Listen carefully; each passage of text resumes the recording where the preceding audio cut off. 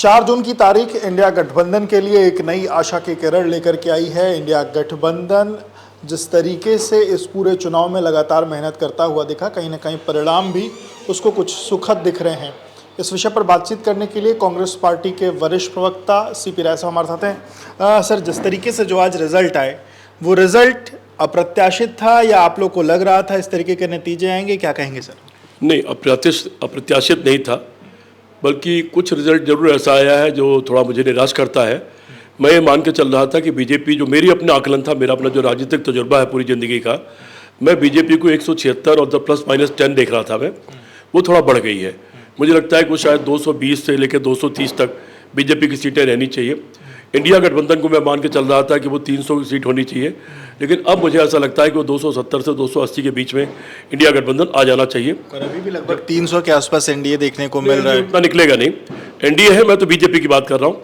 BJP 220 से 230 seat तक रहेगी। एनडीए में बाकी दलों का भी कोई भरोसा नहीं कि लोग क्या करेंगे। इंडिया गठबंधन जीत करके आएगा और सरकार बनाएगा। संविधान और आरक्षण बचाने का सवाल है, उन मुद्दों का सवाल है जो 5 न्याय और 25 गारंटी में आए हैं। उन सवालों पर जो भी लाइक माइंडेड पार्टियां हैं, वो सारी पार्टियां निश्चित तौर पर इंडिया गठबंधन के साथ खड़ी दिखाई पड़ेंगी। सरकार बनाने की आप बात कर रहे हैं, सरकार बनाने को लेकर के इतने आश्वस्त कैसे हैं आप, क्योंकि आपके पास वो मैंडेट फिलहाल तो नहीं दिख रहा? मैंडेट किसी के पास नहीं। बहुमत अगर बीजेपी के पास भी अगर 230 या 222 सीट रहती हैं, तो अकेले बहुमत उसके पास भी नहीं है। पर सिंगल लार्जेस्ट पार्टी तो वही होगी, सबसे पहले तो वही कॉल होगी। Single largest party Rajiv Gandhi की भी थी। 1984 के बाद जो दोबारा चुनाव हुए थे, तो सिंगल लार्जेस्ट पार्टी उनकी भी थी, लेकिन उन्होंने क्लेम नहीं किया था क्योंकि वो आदर्शवादी लोग थे। उनको लगता था जो गठबंधन है दूसरा, वो बड़ा साबित हो रहा है। यहाँ पर भी गठबंधन बीजेपी से बड़ा साबित होगा और अगले 24 घंटे बहुत क्रूशियल हैं।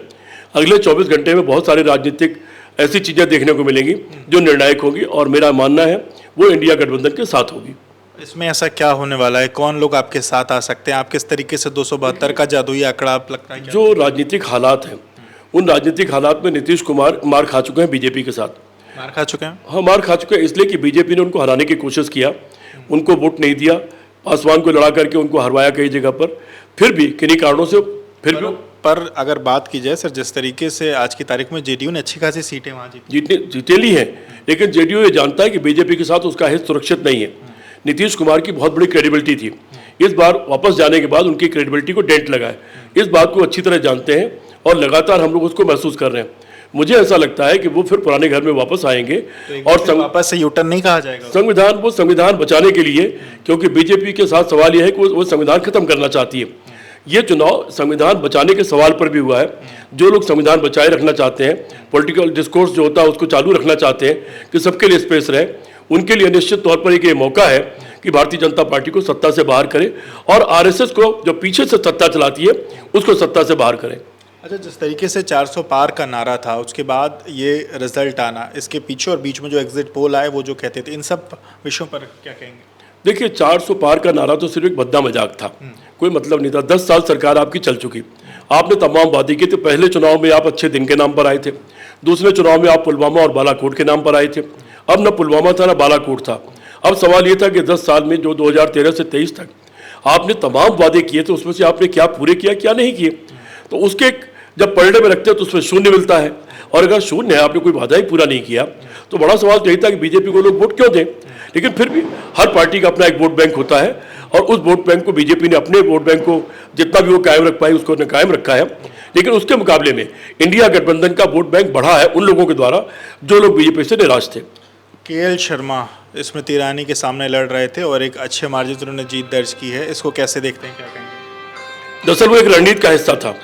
स्मृति ईरानी जिस तरह की भाषा बोल रही थी, वो एक रणनीति थी कि वहाँ पर कोई बड़ा नेता न लड़े, एक हमारा जो कार्यकर्ता पिछले 30-35 साल से वहाँ काम कर रहा है उसको लड़ाया जाए और उससे स्मृति ईरानी को हरा दिया जाए। और हमको पता था स्मृति ईरानी 1 लाख से ज़्यादा वोट से हारेंगी, ये पहले दिन से पता था। तो कार्यकर्ता से हराने के क्या मैसेज देने की कोशिश है? क्या अहंकार को ऐसे हराना चाहिए। हमेशा ये बताना चाहिए कि कार्यकर्ता की कीमत भी बहुत है, और जो वफादार कार्यकर्ता 35 साल से काम कर रहा है, हमने उस पर भरोसा किया।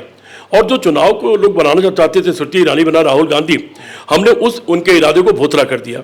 सर, जिस तरीके से आज की तारीख में उत्तर प्रदेश में मात्र 2 विधानसभा की सीटें आपके पास हैं, 2019 में मात्र 1 लोकसभा की सीट आपके पास थी, अब लग रहा है कि 6 से 7 सीटें आपके पक्ष में आ रही, लगभग 6 सीटें, इसको कैसे देखते हैं? हमको 10 के आसपास सीट मिलनी चाहिए थी। अभी सदल प्रसाद को बांस गाँव में सिर्फ 110 वोट से हरा दिया गया।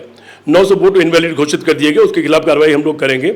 इसी तरह की शिकायतें कई जगह से आई हैं। उन शिकायतों पर जो हमारे पास प्रोविज़न होगा उस पर हम अगले 45 दिन के अंदर कार्रवाई करेंगे। हमको कई सीटें इस तरह हराने की कोशिश की गई है और कोशिश की जा रही है। अभी देखिए, अभी तत्काल की घटना, आखिर पुलिस को ड्रोन से निगरानी करने की क्या जरूरत है कांग्रेस पार्टी दफ्तर की? इसकी वीडियोग्राफी कराने की क्या जरूरत है? इरादा क्या है सरकार का? इस सरकार को इसको स्पष्ट करना चाहिए। उत्तर प्रदेश सरकार बहुत बेचैन है इस बुरी तरह हार से, क्योंकि 35-36 सीट पर टिक जाना आकर के इतने भारी बहुमत के बाद में निश्चित तौर पर उत्तर प्रदेश, जो कि इनकी नर्सरी है भारतीय जनता पार्टी और आरएसएस की, जहां तीनों वो जगह है जिसके नाम पर बीजेपी आगे बढ़ी है, वहां हार, अयोध्या में हार, निश्चित तौर पर एक बड़ा तमाचा है इन लोगों के मुंह पर। आखिरी सवाल सर, अगर आपकी सरकार बनती है, प्रधानमंत्री कौन होगा? हमारा प्रधानमंत्री जिसको सारे सांसद चुनेंगे। भारत के संविधान में प्रधानमंत्री चुनने का कोई तरीका नहीं है। क्या राहुल गांधी प्रधानमंत्री? भारत के संविधान में नियम यह है कि जनता अपना सांसद चुनती है और सांसदों में बहुमत वाले दल या बहुमत वाले गुट के नेता को राष्ट्रपति प्रधानमंत्री नियुक्त करते हैं और उनकी सलाह पर अपना मंत्रिमंडल नियुक्त। आप चाहते हैं, आपके नेता चाहते हैं, कांग्रेस पार्टी चाहती है राहुल गांधी प्रधानमंत्री? हमारे चाहने से कुछ नहीं होता। हम ये चाहते हैं कि इंडिया गठबंधन की सरकार बने और वो सरकार अपने सारे वादे तत्काल पूरा करना शुरू करे। बहुत बहुत शुक्रिया बात करने के लिए। तो आपसे भी राय आपको सुन रहे थे, जिन्होंने बताया कि अगले 24 घंटे बहुत क्रूशियल हैं और इसी 24 घंटे में जो सरकार बननी बिगड़नी है वो सब कुछ होना है। इसके साथ ही साथ अमेठी से जुड़े हुए तमाम विषयों से लेकर के उत्तर प्रदेश में एक बड़े मार्जिन से जो जीत है, उन तमाम विषयों पर उन्होंने एबीपी से बातचीत की।